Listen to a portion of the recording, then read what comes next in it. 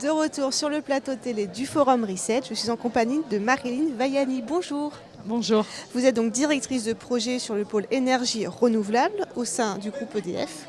Ce matin, vous étiez invitée sur une conférence. Le thème, c'était vers une entreprise pollinisatrice.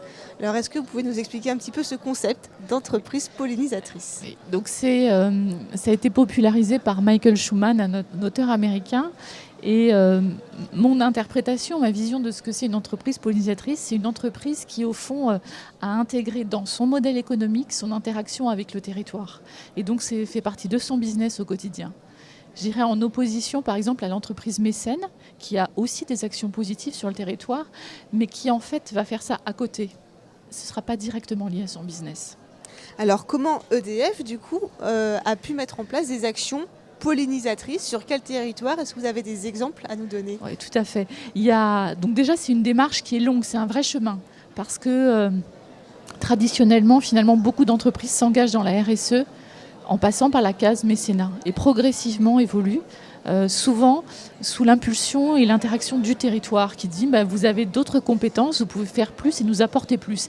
Et c'est exactement ce qui s'est passé pour nous. C'est comme ça que ça a démarré. Il y a aujourd'hui 2 grands axes. Le premier, c'est permettre aux entreprises du territoire d'avoir accès à nos marchés.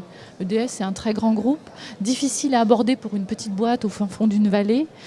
Et c'est le premier sujet sur lequel on nous a dit il est impératif que vous travaillez. Donc quelque part, on a développé toute une action, notamment une cartographie des entreprises locales, partout où on était implanté.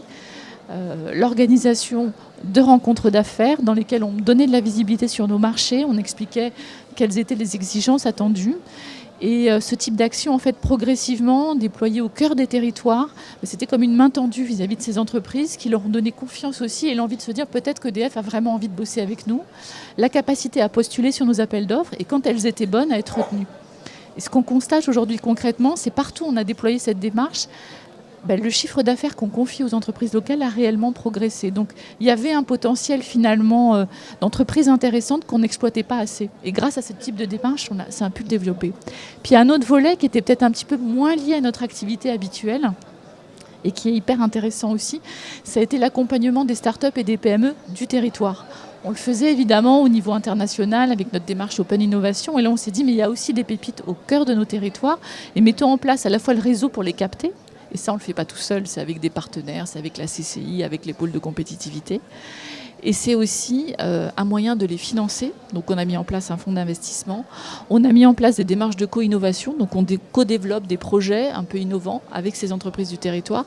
Et ce qu'on a fréquemment utilisé, c'est des ateliers de l'innovation et des rencontres où on fait venir des experts du groupe mais externes, des porteurs de projets, des financeurs, dans des lieux qui sont assez improbables, pas forcément là où d'habitude on s'attend à voir ce type d'événement. Donc ce genre de démarche, c'est concret, c'est simple. Ça permet vraiment à des PME d'avoir le coup de pouce qui va bien pour engager un projet et le développer. Et c'est des projets qui nous intéressent aussi. Et voilà, parce que quel est l'intérêt d'EDF dans tout ça? Parce que c'est très bien, on se doute bien pour les PME, on voit tout à fait l'intérêt. Et vous, comment vous vous y retrouvez finalement? Parce que... Il y a eu, ce que je vois aujourd'hui, puisque finalement c'est après plusieurs années de démarche, il y a eu 2 bénéfices. Le premier, ça a été vraiment le renforcement de notre tissu industriel local, qui est essentiel quand on a des enjeux de performance, de disponibilité rapide. On a besoin, pour certains métiers, pour certains chantiers, d'avoir un fournisseur qui est capable de venir très vite.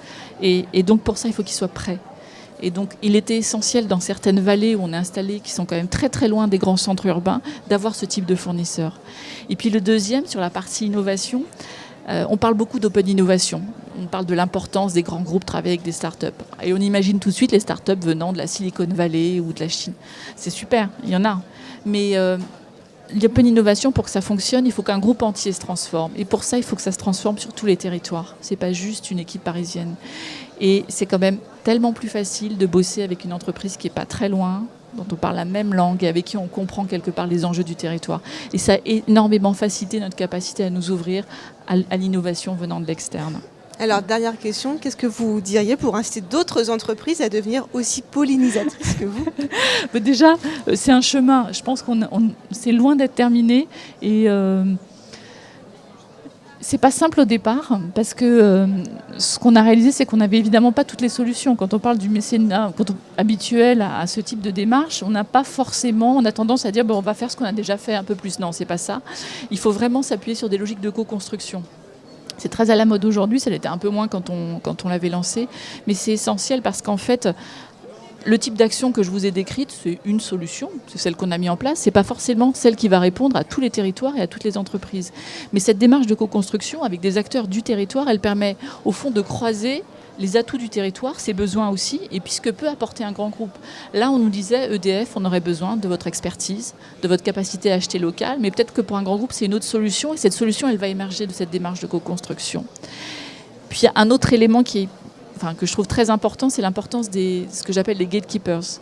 Ce sont ces personnes qui sont dans l'entreprise, mais qui vont croire à la démarche dès le début et qui vont être capables à la fois d'entraîner l'interne qui est un peu sceptique en disant je ne vois pas bien l'intérêt a priori, et qui vont être capables de faire la passerelle avec l'externe, avec le monde des startups, avec le monde des PME qui n'est pas forcément familiarisé avec un grand groupe. Et ça, c'est un deuxième levier essentiel de réussite. Et je pense qu'avec ces deux éléments-là, je dirais à peu près tout grand groupe peut y arriver et peut arriver à trouver quelque chose qui lui soit utile aussi et qui soit évidemment utile au territoire. Merci beaucoup. Merci.